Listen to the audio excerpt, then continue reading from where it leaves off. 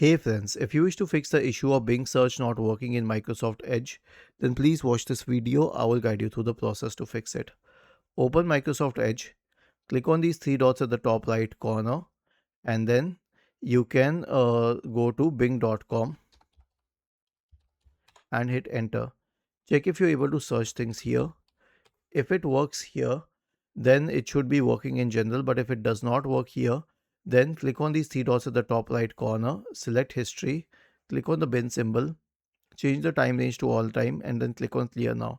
Click on these three dots once again, select settings, go to about Microsoft Edge, wait till it checks for updates and updates the system, and finally you can go to reset settings, click on restore settings to the default value and reset it.